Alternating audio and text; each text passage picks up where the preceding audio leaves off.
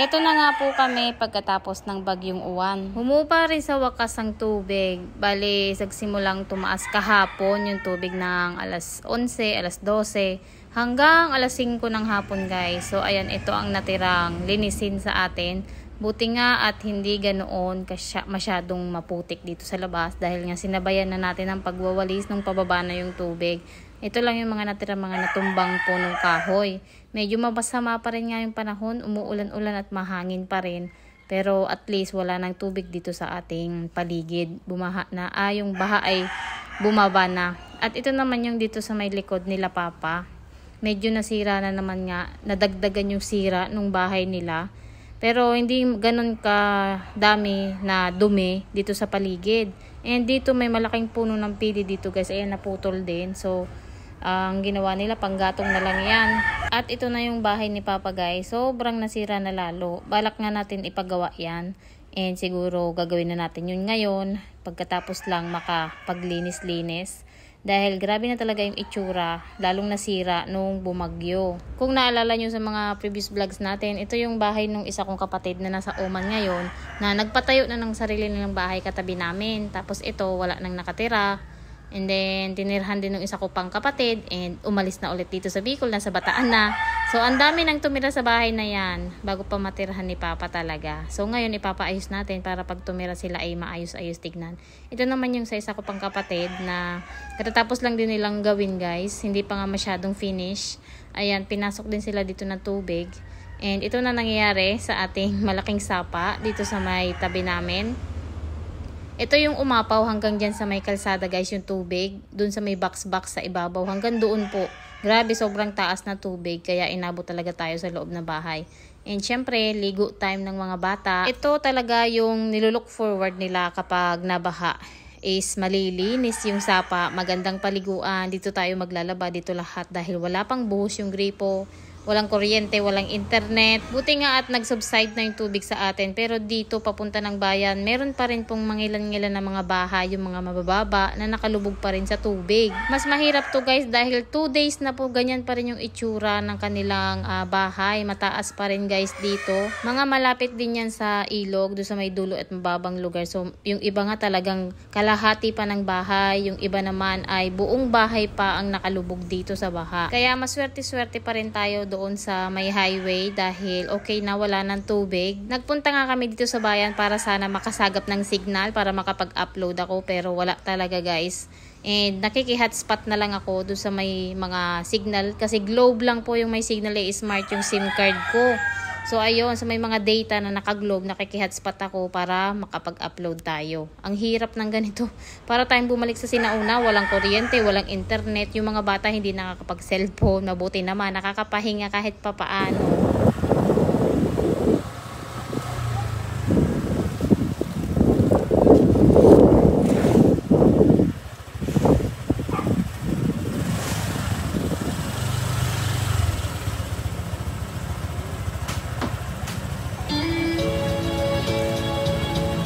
Lahat nga ng nabasa nung bumagyo ay dinala na natin dito. Pati yung mga sapin-sapin namin dahil nga nagpasukan din yung sa may bintana namin yung tubig. Halos nagtilamsik din sa loob. Kaya ang ginawa ko, pinagpapalitan ko na yung mga sapin namin sa higaan at saka yung pati yung sapin namin sa sopa. Buti na lang talaga dito kapag katapos mong sabunin, nako, isang banlaw lang ay pwede mo nang isampay. Sobrang saya nga ng mga bata, lalo to si Elapot na kung matututo na to ditong lumangoy. Kahit nga sila Ate Jillian niya sa kasi kuya niya dito na rin natutong lumangoy guys. Sobrang saya nga ng may ilog kayo na malapit pero sobrang lungkot din kapag may darating na bagyo ay nako po siguradong babaha. Sinong nakaranas sa inyo ng ganito guys na may ilog pa rin na napapaliguan at nalalabhan? Pero syempre ngayon lang yan na bagong bagyo at bagong baha. After mga 1 week niyan ay hindi na pwede dahil madumi na po yan. Meron ng mga nagpapadaloy dyan na dun sa mga unahan na hindi natin alam kung ano, may babuyan, may manukan, May kung ano-ano at saka doon sa palayan, yung may mga spray. So, madumi na po yan after ng 1 week. Kaya ngayon, samantalahin natin na makapaglaban itong mga cover natin, lahat-lahat na dito sa bahay, pati mga damit. Siyempre, pagkatapos naman ng ating labahan ay yung ating food trip. So, lahat ng mga bahay-bahay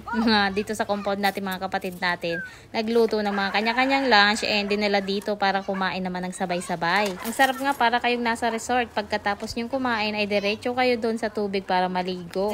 Ganito talaga kami nung sinaunang panahon kada Sabado at Linggo. Dumadayo talaga kami sa sapa para maglaba. Tapos may mga baon na kami na pagkain para diretso na kapag nagutom. Ito ang simpleng buhay dito sa probinsya.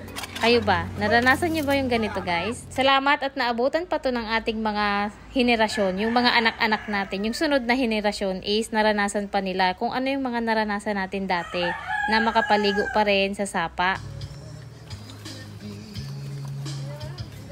Sobrang sarap nga ng kainan, kahit tigkakaunting ulam ay talagang hati-hati na lang tayo dyan. Pati kanin natin. Ako po, said na said. Yan nga si Karen, si Heidi, ako, at saka yung iba pang mga kapitbahay natin. Ayan, wala nang laman na ubos na. Sobrang sarap ng kainan kasi kapag sama-sama, salo-salo. Swerte pa rin tayo kahit inabot tayo ng baha dahil ganito lang yung nangyari sa atin. Kung baga mild lang yung mga naging effect.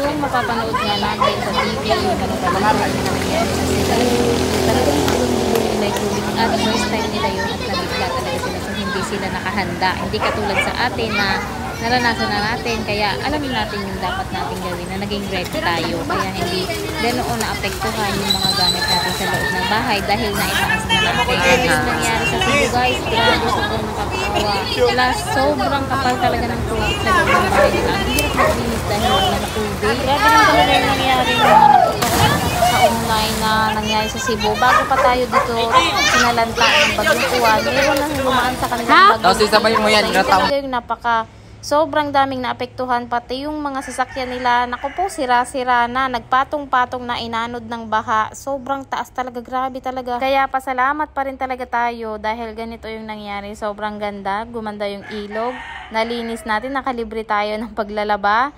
Wala nga lang tayong kuryente at saka internet.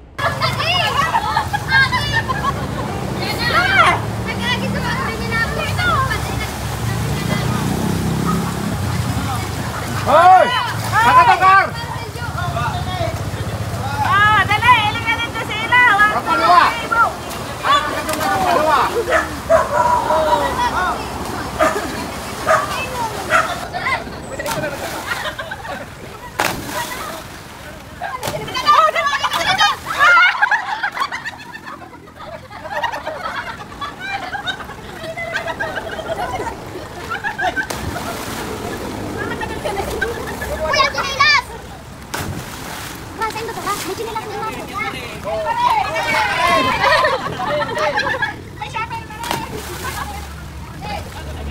Doon sa ano ba?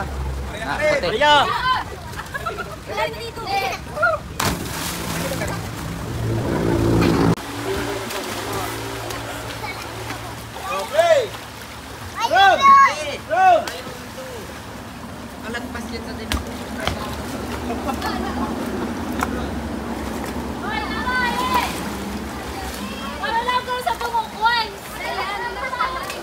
Tauban mo lang, ma!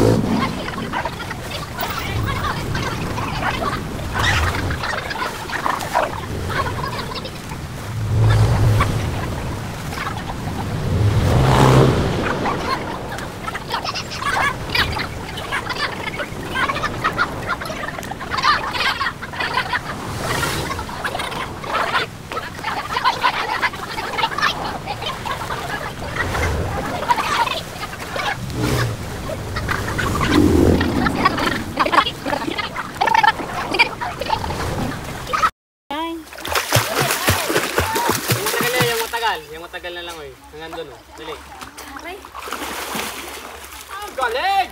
Ang galing ng sila. Dinagaan to sila. Ate, babaw. Oo, babaw lang dyan. Wawa man yan eh, pantay mo. Oo, babaw. Ay, may katulad eh. Kaya mo yan, tiwala lang. Hila dito, hila.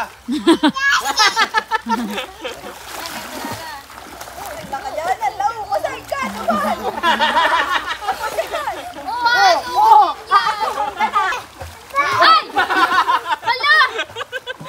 Tatama si Buboy.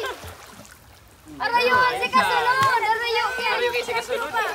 Nakusugan kaya? Hindi pa nagpili talaga ang mga video. Ano daw, be? Oh, sunod na kilo. Gabat Dako lang ka mo ni Buboy. Oh, yan. mas gusto ko niyo. Ayaw, mag-ini ang plat. Boy, dali na. Gilid, gilid. Pagilid lang. Tinapik ang panahon. Tinapik ang panahon. Wala ko lang. Ay, maya yan. Boy, baliktad. Ano, ibili na. Ang ganda yung ganda sa kasha. Ayan.